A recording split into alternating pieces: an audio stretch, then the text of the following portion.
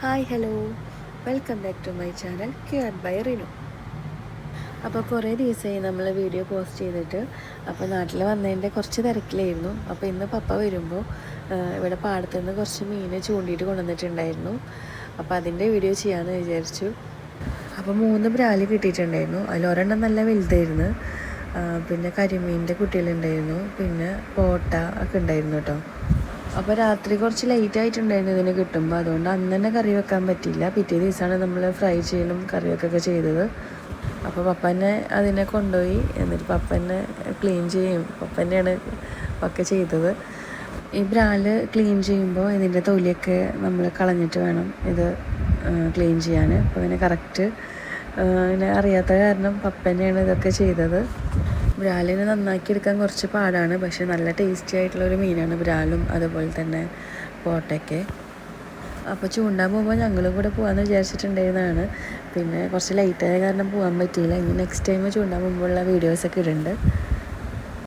അപ്പോൾ പപ്പ ഈ പോട്ടനെയാണ് ഫസ്റ്റ് പിടിച്ചിട്ടുണ്ടായിരുന്നത്. അങ്ങനെ പോട്ടനെ വെച്ചിട്ടാണ് ബ്രാലിനെ പിടിച്ചിട്ടുണ്ടായിരുന്നത്. പോട്ടനെയാണ് ചൂണ്ടലിട്ടിട്ടാണ് ബ്രാലിനെ കിട്ടിയത്.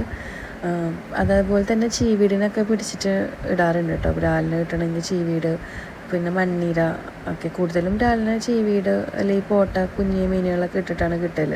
അതുപോലെ കോഴിയുടെ വേസ്റ്റൊക്കെ ഇട്ടിട്ട് കിട്ടലുണ്ട്. ഈ ചെറിയ മീനുകൾ കിട്ടാനൊക്കെ മണ്ണീരൊക്കെ ഇട്ട് കഴിഞ്ഞാൽ ചെറിയ മീനുകളൊക്കെ കിട്ടും. അതുപോലെ മൈദമാവ് കുഴച്ചിട്ട് അങ്ങനെ ചെറിയ ബോൾസാക്കിയിട്ട് നമ്മൾ ഈ കുളത്തുമ്മലിട്ടാലും ചെറിയ മീനുകളൊക്കെ നമുക്ക് കിട്ടും. അപ്പോൾ അതിൻ്റെ വീഡിയോ ഒക്കെ ഞാൻ നെക്സ്റ്റ് വീഡിയോയിൽ ചെയ്യുന്നുണ്ട്.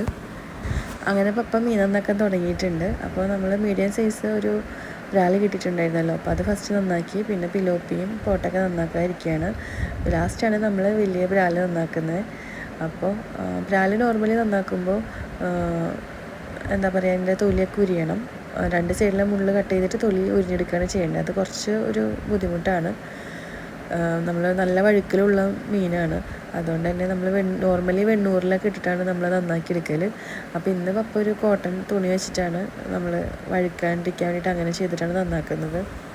അപ്പോൾ ബ്രാലിൻ്റെ തലഭാഗമൊക്കെ നമ്മൾ കറി വെക്കുകയാണ് ചെയ്യണത്. ബാക്കി മീനൊക്കെ നമ്മൾ ഫ്രൈ ആണ് ചെയ്തെടുക്കുന്നത്. അപ്പോൾ കത്തിക്ക് കുറച്ച് മൂർച്ച കുറവുണ്ടായിരുന്നു. അപ്പോൾ കത്തിയൊക്കെ ഒന്ന് മൂർച്ചയാക്കിയിട്ട് നമ്മൾ വലിയ ബ്രാല് നന്നാക്കാൻ പോവുകയാണ്.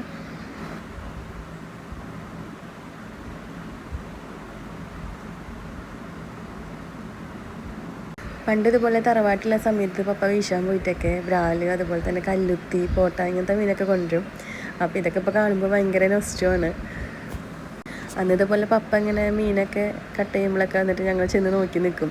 അന്ന് ഇതുപോലെ എന്താ പറയുക, വെണ്ണൂറിലൊക്കെ പപ്പ ഇതുപോലെ ആക്കിയിട്ടൊക്കെ ബ്രാലിൻ്റെ തൊലി പിടിച്ചിട്ടൊക്കെ ഇങ്ങനെ നോക്കി നിൽക്കാറുണ്ട്. അപ്പോൾ ഇപ്പോൾ ബ്രാല് ഇത് കണ്ടപ്പോൾ അതാണ് ഓർമ്മ വരുന്നത്.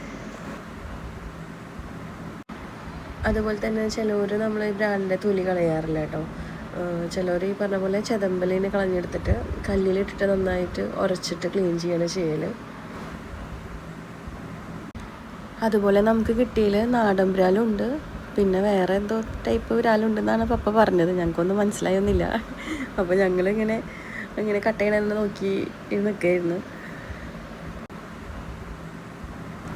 പപ്പ മീൻ കട്ട് ചെയ്യുന്ന ടൈമിൽ കുഞ്ഞവിടെ കായ റെഡിയാക്കിയിട്ടുണ്ട്.